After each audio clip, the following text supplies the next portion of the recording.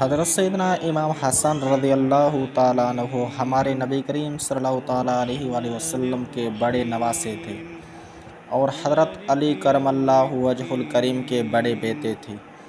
آپ ہجرت کے تیسرے سال مدینہ منورہ میں پیدا ہوئے۔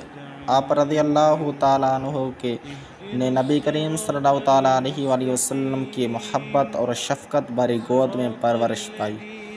نبی کریم صلی اللہ تعالیٰ علیہ وآلہ وسلم کے وصال کے تھوڑی ہی عرصے بعد آپ رضی اللہ تعالیٰ عنہ کی والدہ ماجدہ حضرت سیدنا فاطمہ الزہرا رضی اللہ تعالیٰ عنہا کا بھی انتقال ہو گیا۔ رسول اللہ صلی اللہ تعالیٰ علیہ وآلہ وسلم حضرت سیدنا امام حسن رضی اللہ تعالیٰ عنہ سے بہت محبت کرتے تھے اور آپ رضی اللہ تعالیٰ عنہ کا ہر طرح خیال رکھتے تھے۔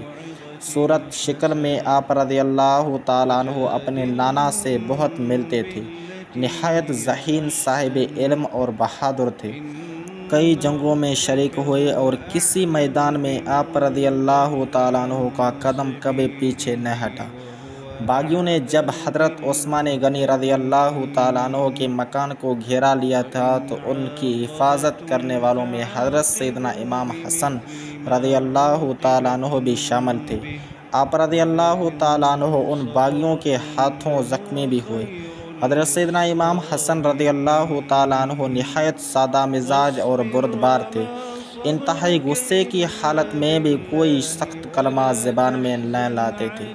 آپ رضی اللہ تعالیٰ عنہ اپنا زیادہ وقت اللہ تعالیٰ کی عبادت میں صرف کرتے تھے۔ فجر کی نماز کے بعد دن چڑھے تک مصلے پر بیٹھے رہتے اور چاشت کی نماز پڑھ کر گھر جاتے۔ سواری کے ہوتے ہوئے پیدل حج کو جاتے۔ آپ رضی اللہ تعالیٰ عنہ نے اسی طرح کئی حج کیے۔ فرماتے تھے میرا دل نہیں مانتا کہ خدا کے گھر سوار ہو کر جاؤں۔ آپ رضی اللہ تعالیٰ عنہ بڑے فیاض تھے۔ اللہ کی راہ میں اپنا مال کھلے دل سے خرچ کرتے تھے۔ دشمنوں کے ساتھ بھی فیاضی کا برتاؤ کرتے، ہر ایک کے ساتھ ہمدردی سے پیش آتے۔ جو مصیبت کا مارا آپ رضی اللہ تعالیٰ عنہ کے پاس آتا فوراً اس کی مدد کرتے۔ ایک مرتبہ آپ رضی اللہ تعالیٰ عنہ اعتکاف میں تھے، ایک سائل آیا۔ آپ رضی اللہ تعالیٰ عنہ نے اعتکاف چھوڑ کر اس کی حاجت پور کر دی اور فرمایا میرے نزدیک کسی حاجت مند کی مدد کرنا ایک مہینے کے اعتکاف سے بہتر ہے۔ آپ رضی اللہ تعالیٰ عنہ کے مہمان نوازی سارے عرب میں مشہور تھی۔